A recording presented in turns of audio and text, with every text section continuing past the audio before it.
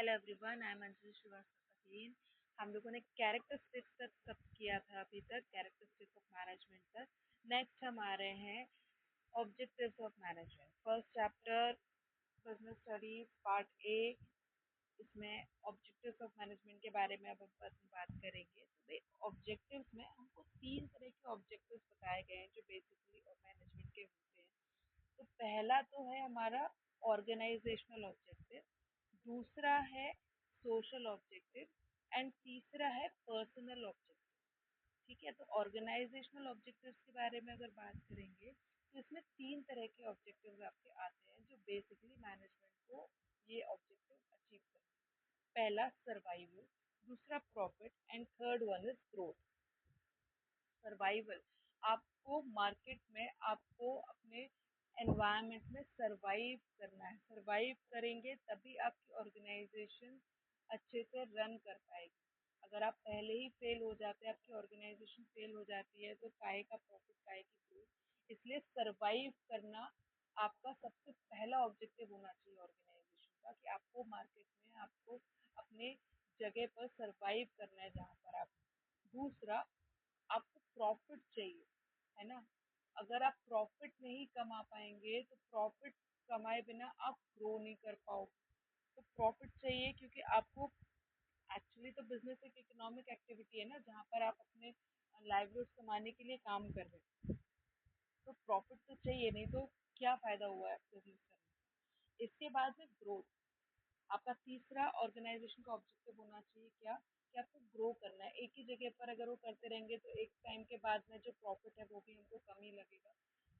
अब आपको अपने बिजनेस को ग्रो करना है, तो ग्रो करने के साथ साथ क्या होगा कि आप दूसरों को एम्प्लॉयमेंट दे पाएंगे। और इसके अलावा क्या नाम से अपने कॉम्पिटिटर्स से आप तभी लड़ पाओगे मार्केट में जब आप ग्रो करोगे। तो ऑर्गेनाइजेशन के तीन ऑब्जेक्टिव हुए। पहला कि आपको मार्केट में सरवाइव करना है, हार नहीं माननी है, आपको सरवाइव करना है, डटे रहना है मार्केट में। दूसरा, प्रॉफिट कमाना है, प्रॉफिट अर्न करना है। और तीसरा है ग्रोथ करनी है, ग्रो करना है। दूसरा जो मेन ऑब्जेक्टिव है वो है सोशल ऑब्जेक्टिव। ये जो ऑब्जेक्टिव्स हैं ये सोसाइटी को बेनिफिट प्रोवाइड करने के लिए है। मतलब क्या है कि जैसे बिजनेस हमने पढ़ा हुआ है 11th क्लास में, कि जो बिजनेस होता है वो सोसाइटी का ही हिस्सा है ना। बिजनेस हमारा क्या है, क्योंकि एक आर्टिफिशियल पर्सन है हमारी ऑर्गेनाइजेशन, हमारी कंपनी आर्टिफिशियल पर्सन है। तो भाई ये एक सोसाइटी का ही हिस्सा हुआ, और सोसाइटी का हिस्सा है तो सोसाइटी के रिसोर्सेज को यूज़ करके आप अपना मैनेजमेंट कर रहे हो, अपना बिजनेस कर रहे हो। तो it will be the obligation of the management और द बिजनेस कि वो सोसाइटी के लिए कुछ करे, उसके बेनिफिट के लिए कुछ करे। तो जैसे आपको फेयर क्वालिटी गुड्स प्रोवाइड करने, अच्छी क्वालिटी के गुड्स प्रोवाइड करने हैं, सही दाम पर अपना जो सामान है, जो भी प्रोडक्शन है, गुड्स एंड सर्विसेज है, वो प्रोवाइड करनी है ना। इसके अलावा आपको किसी भी तरह के लोगों के साथ में चीटिंग नहीं करनी है, जो करना है पब्लिक इंटरेस्ट में करना है। कहाँ कहीं पर सोशल वेलफेयर में भी आपको ध्यान देना है। तो ये सारी चीज़ें किस में आती हैं, सोशल ऑब्जेक्टिव में आती हैं। देन अपन बात करेंगे किसकी, पर्सनल ऑब्जेक्टिव की। तो पर्सनल ऑब्जेक्टिव का मतलब है कि आपके पास जो एम्प्लॉयज़ हैं, है ना, ऑर्गेनाइजेशन में जो एम्प्लॉयज़ हैं, उनकी उनकी सभी ज़रूरतों को पूरा करना है। दीज आर ऑब्जेक्टिव जो कि financial, social and higher level needs जो हैं एम्प्लॉयज़ की, उसको पूरा करना है आपको, है ना। उनको सही सैलरी देनी है, उनको एक कॉम्पिटिटिव वर्क एनवायरनमेंट देना है, एक अच्छा वर्किंग एनवायरनमेंट देना है, कॉम्पिटिटिव स्पिरिट उनमें बनी रहे, इस तरह का मोटिवेशन उनमें रखना है। इसके अलावा भाई एक कॉम्पिटिटिव सैलरी, सही पैकेज, उनकी क्वालिफिकेशन के अकॉर्डिंगली पैकेज देना है, सैलरी देनी है। तो ये कुछ ऑब्जेक्टिव हैं जो पर्सनल ऑब्जेक्टिव के अंदर में आएंगे। तो ऑब्जेक्टिव ऑफ मैनेजमेंट बेसिकली बात करता है कि ऑर्गेनाइजेशन को क्या करना है। तो वो क्या करना है ना, उस क्या करना है को उन्होंने तीन पार्ट्स में डिवाइड करा। कि पहले तो भाई ऑर्गेनाइजेशन के जो फोरमोस्ट ऑब्जेक्टिव है वो ये कि आपको सर्वाइव करना है, प्रॉफिट अर्न करना है और ग्रो करना है। ठीक है। दूसरा, आपको सोसाइटी के लिए अपने सारे ऑब्लिगेशंस को पूरा करना है ना। और तीसरा, आपको अपने पास काम कर रहे लोगों का ध्यान रखना। ये तीन बेसिक ऑब्जेक्टिव है ऑर्गेनाइजेशन के। Coming to the next topic, अब हमारे पास आ रहा है कि मैनेजमेंट इम्पोर्टेंट क्यों है। ये हमको पता चलेगा इन पॉइंट से, जो कि बताते हैं कि सिग्निफिकेंस या इम्पोर्टेंस क्या है मैनेजमेंट। तो सबसे पहले कि मैनेजमेंट क्या करता है ना, आपके ग्रुप गोल्स को अचीव करने में हेल्प करेगा, क्योंकि हमने क्या पढ़ा कि मैनेजमेंट एक प्रोसेस है जो series of functions, managerial functions को कंसिस्ट करता है। ओके, तो ये जब सीरीज ऑफ फंक्शंस की मदद से आप क्या कर पाते हैं, आप ग्रुप गोल्स को अचीव करने में आपको हेल्प मिलती है। वो किसकी वजह से मिलती है? मैनेजमेंट की वजह से मिलती है। That's why management is important. दूसरा, ये एफिशिएंसी को इंक्रीज करता है मैनेजमेंट में, क्योंकि हमको मालूम है अपने अपने पास 5 फंक्शंस हैं।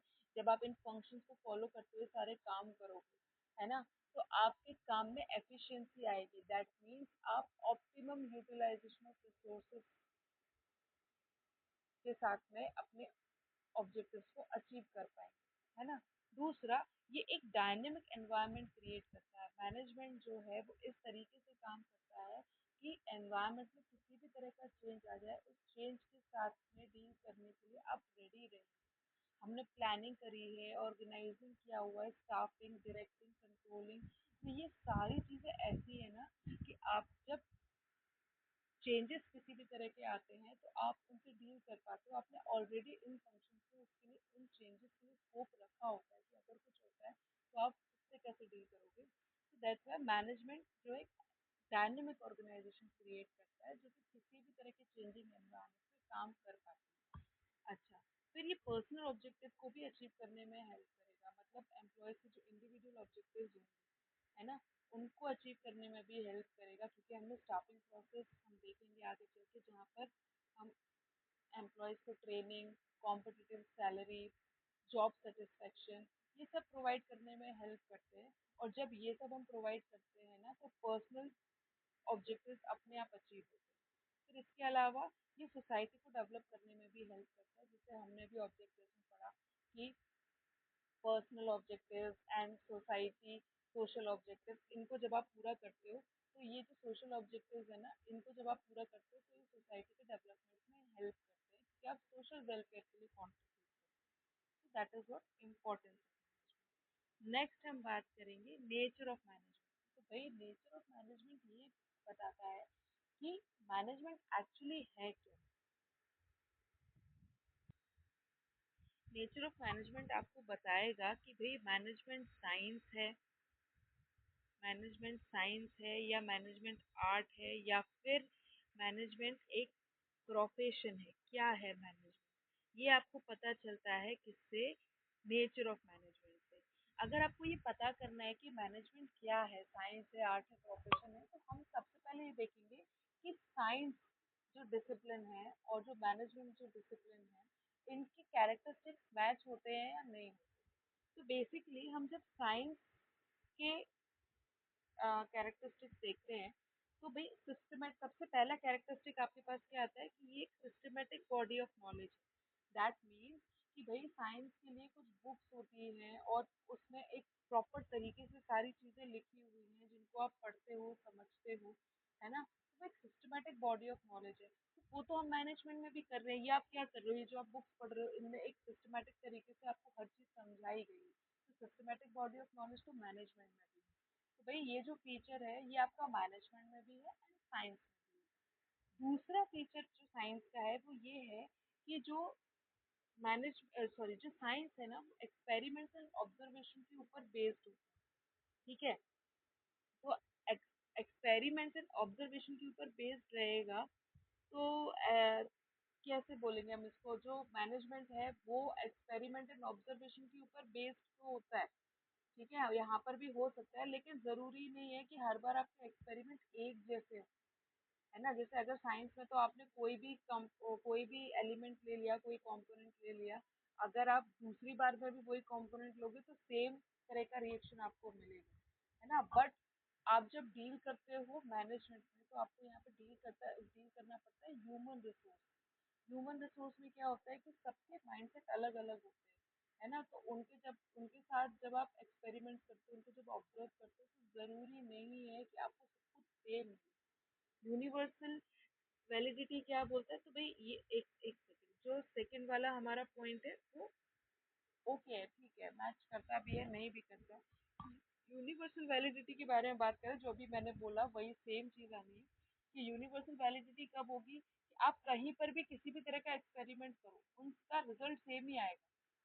अगर सेम कंपोनेंट से सेम चीज़ों को ध्यान में रखते हुए आप सेम एक्सपेरिमेंट कहीं पर भी करोगे तो उनका रिजल्ट आपको सेम मिलना है इन साइंस, लेकिन मैनेजमेंट में ये ज़रूरी नहीं है। जैसे हम देखते हैं ना कि इंडिया या दूसरी कंट्री के वर्किंग कल्चर में अंतर हो सकता है, या फिर लोगों की सोच में अंतर हो सकता है, उनके काम करने के तरीके में अंतर हो सकता है। तो बिल्कुल ये ज़रूरी नहीं है कि आप जो इधर आपने एक्सपेरिमेंट ऑब्जर्वेशन से जो इधर पाया वो दूसरी जगह पर भी एप्लीकेबल होगा, तो यूनिवर्सल एप्लीकेबिलिटी भी नहीं है। तो भाई ये वाला जो हमारा फीचर है, इसके अलावा ये दोनों फीचर्स मैनेजमेंट में एप्लीकेबल नहीं होते हैं। तो भाई जो मैनेजमेंट एज अ साइंस वाला पॉइंट है, इससे हमको कंक्लूजन क्या मिलता है कि मैनेजमेंट जो है एक सोशल साइंस है, because it deals with human element of the society. इसलिए हम इसे सोशल साइंस या फिर इनएग्जैक्ट साइंस या फिर इम्प्योर साइंस भी कहते हैं। ओके, नेक्स्ट हमारा आ रहा है कि क्या मैनेजमेंट एक आर्ट है, तो वही सेम चीज हम करेंगे कि आर्ट की फीचर और मैनेजमेंट की फीचर को मैच करेंगे। तो सबसे पहले उन्होंने बोला कि आर्ट में थ्योरेटिकल नॉलेज एग्जिस्ट करती है, तो वो मैनेजमेंट में भी करती है, हम थ्योरी पढ़ रहे हैं। ठीक है, दूसरा यहाँ पे पर्सनलाइज्ड एप्लीकेशंस होती है, जैसे आप कोई भी आर्टिस्टिक काम करते हो तो उसमें आपका खुद का एक क्रिएटिविटी होता है, एक पर्सनलाइज्ड एप्लीकेशन होता है जो आप अपने तरीके से करना पसंद करते हैं, है ना। सेम चीज़ मैनेजमेंट में भी होती है कि कोई कोई प्रॉब्लम हमको आती है तो हमारा अपना खुद का नज़रिया होता है जिसके थ्रू हम इसे सॉल्व करते हैं, हमारे अपने टैक्टिक्स होते हैं, हम अपनी तरह से काम करना चाहते हैं। तो ये चीज़ दोनों ही जो फीचर्स है वो मैनेजमेंट में भी है, आर्ट में भी है। तीसरा फीचर क्या कहता है कि भाई जो आर्ट है वो प्रैक्टिस एंड क्रिएटिविटी पर बेस्ड होता है। यहाँ पर आपकी क्या क्रिएटिविटी है, अगर आपने कोई चीज़ करी है, आप आपने कोई चीज़ अपने तरीके से करी है, क्रिएट करी है, उसके बारे में कुछ नया इनोवेट किया है, कुछ नया सोचा है ना, और वो चीज़ कितनी सक्सेसफुल है वो आपकी प्रैक्टिस पर डिपेंड करता है। तो ये चीज़ तो मैनेजमेंट में भी होती है। किसी कोई नया प्रोजेक्ट आया तो उस प्रोजेक्ट को करने का आपका अपना तरीका हो सकता है, आपकी अपनी क्रिएटिवनेस हो सकती है। ओके, तो भाई ये तीनों फीचर्स जो है वो मैनेजमेंट में एप्लीकेबल होते हैं। तो हम कह सकते हैं कि yes, management is an art. Okay, management एक आर्ट है ना, जो आप सीरीज ऑफ फंक्शंस को यूज करते हुए परफॉर्म करते हो। नेक्स्ट हमारे हैं मैनेजमेंट एज अ प्रोफेशन। तो भाई ये इम्पोर्टेंट हो सकता है मैनेजमेंट एज अ प्रोफेशन में। सबसे पहले तो वही कि well defined body of knowledge, तो वो इसमें भी है, मैनेजमेंट में भी है और प्रोफेशन में भी। नेक्स्ट पॉइंट है इसमें रेस्ट्रिक्टेड एंट्री। तो भाई प्रोफेशन में कह रहे हैं कि प्रोफेशन में रेस्ट्रिक्टेड एंट्री होती है। रेस्ट्रिक्टेड एंट्री होती है दैट मीन्स कि हर किसी की एंट्री यहाँ पर अलाउड नहीं है। प्रोफेशन का मतलब क्या हुआ, जब आप किसी क्वालिफिकेशन को एक्वायर करते हैं किसी इंस्टीट्यूट के मेंबर बन के या फिर कुछ स्पेशलाइज्ड नॉलेज गेन करके। जैसे अगर हम बात करें सीए, सीएस, डॉक्टर्स, लॉयर्स, है ना, ये सब कौन है, ये प्रोफेशनल्स होते हैं, है ना। इन्होंने इन्होंने एक स्पेसिफाइड इंस्टीट्यूट से पढ़ाई करी होती है, इनको एक एक्सपर्ट नॉलेज होता है। ठीक है, तो भाई हर कोई प्रोफेशनल नहीं बन सकता। जैसे अगर मैं बोलूँ कि कल को मुझे पता है कि पैरासीटामोल से बुखार उतर जाता है, तो इसका मतलब ये नहीं कि मैं डॉक्टर होगी, है ना। जो मेडिकल फील्ड है उसमें एंट्री रेस्ट्रिक्टेड है, हर कोई उसमें एंटर नहीं हो सकता। वही एंटर हो सकता है जिसने एमबीबीएस किया हुआ है, जो मेडिकल इंस्टीट्यूट से पढ़ा हुआ है और उसके पास में आईएमए की वो है, क्या बोलते हैं उसको, मेंबरशिप है। ओके, तो एंट्री विल बी रेस्ट्रिक्टेड। कोई भी बंदा, कोई बीकॉम किया हुआ बंदा सीए का काम नहीं किया कर सकता है ना। कोई भी रैंडम कोई किसने लॉ का एक सब्जेक्ट पढ़ा हुआ वो एलएलबी या फिर एज एन एडवोकेट काम नहीं कर सकता। तो भाई प्रोफेशन में जो है एंट्री रेस्ट्रिक्टेड है, क्योंकि मैनेजमेंट में ऐसा नहीं है। उन्होंने अगर एमबीए या पोस्ट ग्रेजुएशन किया हुआ तो उसको तब भी मैनेजर की जॉब हम दे सकते हैं। तो भाई ये वाला तो लगता है एप्लीकेबल है, बट रेस्ट्रिक्टेड एंट्री एप्लीकेबल नहीं नहीं है, है ना। मैनेजमेंट में रेस्ट्रिक्टेड एंट्री नहीं है, प्रोफेशन में है। अच्छा, प्रोफेशनल एसोसिएशन का मतलब क्या है? जैसे मैंने बोला ना कि जो डॉक्टर है वो आईएमए का मेंबर है, जो सीए है वो आईसीएआई का मेंबर है, जो सीएस है वो आईसीएसआई का मेंबर है, इसके अलावा जो लॉयर है वो बार काउंसिल ऑफ इंडिया का मेंबर है। तो एक प्रोफेशनल एसोसिएशन होता है इनका अपने इंस्टीट्यूशन के साथ, है ना? ये तभी हो पाता है जब आपने उनके एग्जाम्स को क्लियर किया हुआ हो, उन्होंने जो भी एग्जाम कंडक्ट किए उनको आपने क्लियर करके वो पोजीशन एक्वायर करी। तो प्रोफेशनल एसोसिएशन मैनेजमेंट में नहीं है, प्रोफेशन में है।